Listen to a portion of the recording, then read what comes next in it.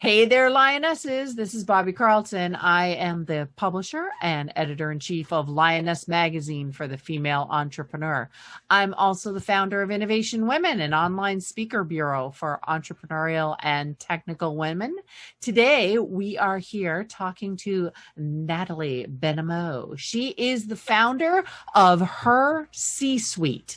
So that's C with a C, capital C. Her mission is to transform the way that women meet, engage, and support each other in a new way that creates lasting change. So thank you, Natalie, for joining us today. Can you tell us a little bit about HerCSuite and your goals for the organization?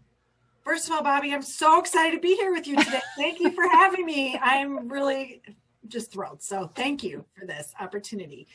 And HerCSuite started really after talking to people. You know, last year I was in trade shows for 29 years, and let's just say trade shows ended for a while. They're still ended. So I started listening to my friends and what is it that you're challenged with? And so many were saying they felt siloed and alone and didn't know who to go to for advice. And so we created Her Power to Lead, which is the company, and HerCSuite is our main product, as you know, because you're a member, yay. But we created HerCSuite to really transform the way women get business done, and in a totally new way, because if we keep doing things the same way, it's 217 years. We know this. So we meet, engage, and thrive. I know these numbers are terrible.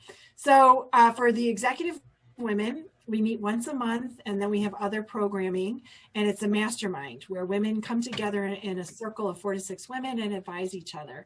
The Rising Leader, which is newer entrepreneurs or newer women to business, that is a program where I might tap into you actually, come and be a speaker, where people speak on a product, on a topic, and then we do breakout sessions, and they can do peer-to-peer advice, and they create their own entourage of advisors in this way. And then they can create their own circles, and we help them do that.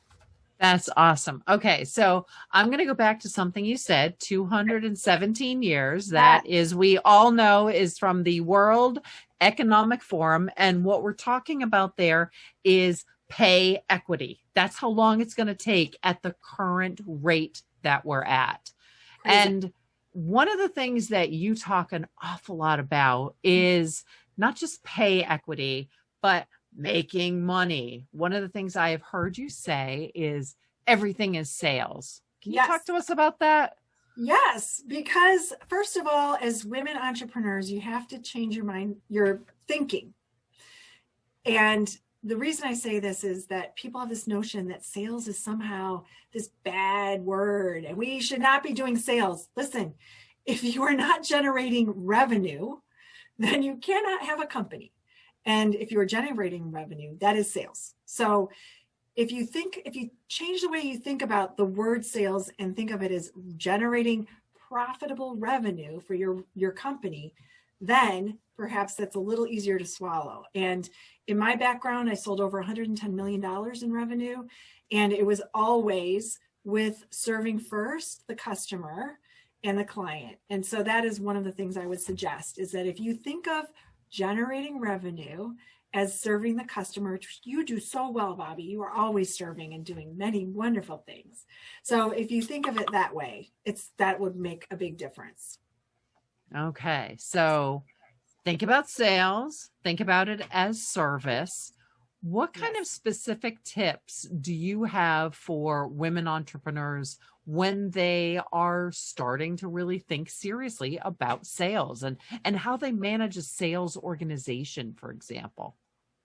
Well, the first thing is, I believe strongly in the 80-20 rule. So as an entrepreneur, and we were just lamenting this a moment ago, so forgive me for saying that, but you have to focus on the thing that is going to generate the most revenue for you. You have to focus on the one thing, and not 100 things. I am a visionary, and I have 1,000 ideas a second, as you do. That's why we're such good besties, because we have all these wonderful ideas. But in all seriousness, you have to focus on one thing and make that goal something that's first of all, you have to want to tie it to something, right? Like you want to tie, like if you need to generate revenues to either if you're just starting out and you need to make payroll, or you need to be able to add to your team, or whatever that is, you need that goal. And then you need to chunk it down into small increments. The thing that people get overwhelmed with when you're generating revenue is you have this giant number. I want to sell $1 million, or I want to sell 250,000, or whatever that number is. And you're a deer in the headlights. Like, oh, I'm never going to get that. I never focused on the number, which was why I was able to get to those big numbers. So people would come to me when I was selling $20 million and they'd say, how do you do it? And I honestly, at one point, I didn't even know that was my number, because I wasn't focused on the number. I was focused on generating revenue. And if you think of it differently, that is the first step. And breaking it into 3 things that you do minimally a day to get to that number. So what are the 3 things that it take 10 minutes that will get you revenue? Is it researching a customer? Is it understanding your avatar, what she needs or what he needs or whatever it is? So you have to do that as a habit every day. 3 things that will help you get to that goal, which is obvious goal setting, but it also applies to generating revenue. What are the things that you see women entrepreneurs doing differently than men? You know, one thing that we are doing differently is getting away from playing the golf game. So we talked about this because we're both going to be speaking, but I think I'm still not sure, but you're speaking at an event that I hope to be speaking at, because then I get to see you. But the idea about having a golf game, and that's how we do business, doesn't always resonate with women. And so then the go-to is, well, let's go to a spa. Really, is that where you want to do business? I mean, people go to a spa to relax. Like, I'm not going there to. So the way that women do business differently is by making connections, and we're really good at it. I mean, we ask our friends for advice. We want advice, and we get that community and doing things in a different way. Men are very much like this, and our brains, and it's been proven that our brains go like this, women's brains go like this. So you have to embrace that in terms of how you are approaching generating revenue or doing business differently, that it's about the relationships, which is what the golf game is, but move it into a place where it's good for you. Like maybe you meet for coffee or do a virtual coffee or whatever. That might be more comfortable for you, or drinks, have wine Wednesday, like do something fun. So you mentioned a really big number that you brought in previously.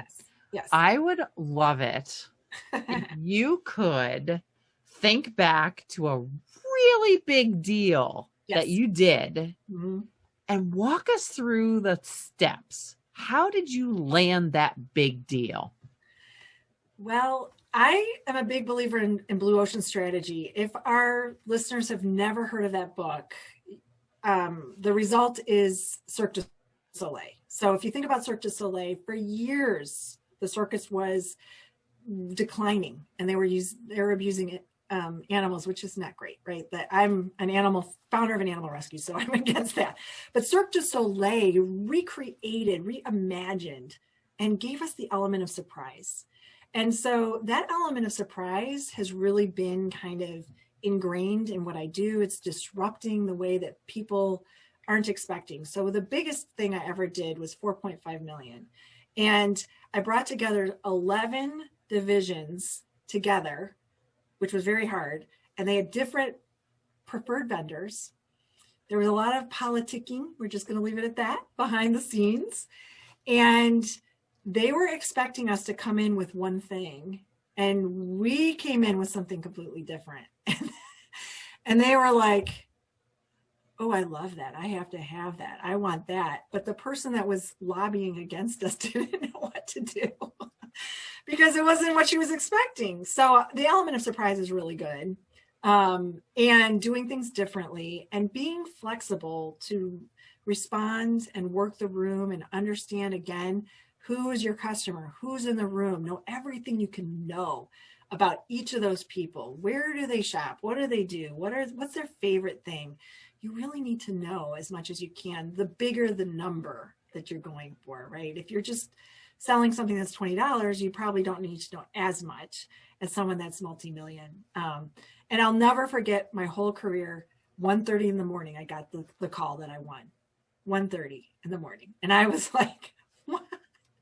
It was a long sales process. It was over a year to get that. So, but it sounds like it worked out well in the end. It did. It was transformational for me. I never forgot it. So it was a few years ago. We'll just leave it at that. Okay. So more advice for our female entrepreneur audience. Sure. So many of them come up against, I'm going to call it the brick wall. Okay. Somebody who says no, who should be saying yes. I'm sure you've come up against this. You know, the customer that you look at and say, they are a perfect fit. They need my product. They're not using something else. But for some reason, they won't talk to me. They won't do anything with me. Like, how do you break through that wall? Well, I think it's something you do really well, Bobby. It's staying in contact with that person. So you have these wonderful reach outs and newsletters and updates and ways to stay in touch. I think if you're expecting something to happen immediately, and depending again on the dollar value, it can take multiple touch points. I always say it's the higher the dollar, it's 7 touch points minimally. And if you're selling something really big, you need 5 contacts within the organization to help behind the scenes to be supporting you. And 7 times you have to be talking to that person before you can sell. Now, on the smaller scale, I know I experienced it myself with HerCSuite. So I'll have a one-on-one and I think she's perfect. And then it's like, oh, she's not joining. Why did that happen? And it can be very you can feel like failure. But I want to say that every time a closed door happens, your windows are opening and you have to double down and say, I'm going to go through those windows. And if it's not right now for that person, it may be in 6 months, and maybe they're going to bring their friends. And maybe it just turned out that they were traveling, or they were having a bad day, or they had something personal going on in their life. You cannot let that define your sales moment. It cannot be, right? It has to be something bigger. So don't let those no's. I mean, I've had so many no's to get to yes. And so it doesn't really faze me anymore, because I just know, well, that just means I'm going to get to yes quicker, because you know your closing ratio. So someone says no, it's great, because now on the next one, they're going to say yes. So you said something I kind of keyed in on there. It was, you've learned something over time. Yes. If you were able to talk to yourself, let's just say many years ago, at the beginning of your career, not that many years for you, but at the beginning of your career, what advice would you give yourself? Things that you know now that maybe you didn't know then. So good. I think I have a tendency to go to the finish line first and then backtrack, right? And, you live in Boston, you think about the marathon, people are looking at the finish, they're going for that finish line, right? And I'm always thinking like, I visualize myself crossing the finish line. I've always done that. I've always seen the end result and then backed out. But I think patience and persistence, and that has been my motto always, patience and persistence pays off. The finish line, you sometimes have to know the first steps before you can get to the finish line. Even if you see it, you still have to pay attention to those first few steps. And so I guess I would say in some instances, I was always like, I know I'm going to make it to that finish line. I got it. But you still have to pay attention to some of the details in the beginning. Okay. Advice that you got that now you're like, that's all wrong. So there are things that you're like, ignore that. I was ready for that's all right. I was going to give a good nugget. Nope. I want to hear don't pay attention to that advice. Ignore that. Walk away from it. I think that you don't allow a negative. People rely and think and talk about imposter syndrome, and they use it as a reason that they didn't get the promotion or they didn't get that sale. Well, because I heard this negative voice and I didn't try for it. I didn't raise my hand. So I guess if I were going to say like, don't listen to anything, in a way, it's like, don't listen to yourself, limiting yourself. Because sometimes someone just said to me on a recent interview that we create our own glass ceilings. So think about that we're creating our own barriers to success. We're allowing that fear. So don't listen to that and don't fall prey to that being the excuse, because it's just part of who you are and you can accept it and then just keep moving forward. Or as Denzel Washington says, fall forward. I love that. All right. Before we let you go tonight, yes, today, this afternoon, this whenever evening, whenever it is you are watching whatever this, time zone you're in, I want you to give us a couple of your top tips. Okay. The secrets that only Natalie knows. Wow. Well, years ago, I think I was telling you that people would come to me and say, well, what is your secret sauce? How do you do it? And at first I would always say, well, I just worked really hard, which is true. I mean, it is not generating revenue, because that's what we're talking about, is not for the faint of heart. And you're an entrepreneur, you know this. You know that it's not easy, right? So put that aside. But if you genuinely listen to the person and show empathy and that you care, and then you do something that shows that you listened, you'll be surprised at how much that serves you. So if someone in casual says, I did this, and they might not have thought anything of it, but then you send them a note and you say, I found this article that I think is really in line with that. That is just one way that you can make those meaningful things happen. The other thing I would say is write a handwritten note. If you want to stand out, the handwritten note stands out above all else. It stands out above emails, texts. Nobody does it, and you'll stand out. That is great advice. All right, Natalie, what do we need to know about HerCSuite before we leave today? Well, we are here to make change happen. We're creating a movement, we like to say. So I hope if people need help, to come to HerCSuite.com/contact, reach out to me. I'd love to be able to help you. I am an ultra connector like you, Bobby. I like to connect people. I like to solve problems. So if someone is feeling stuck on sales and you're, I don't know what to do, I have this big pitch, I don't know how to prepare, reach out to me. I'd be glad. I'm also on LinkedIn, so you can find me there. I'm glad to answer any questions and be of service to your community. Thank you again, Natalie, for joining us today, folks. We have been talking with Natalie Benamou. She is the founder of HerCSuite. Thanks again, Natalie. Thank you for having me, Bobby.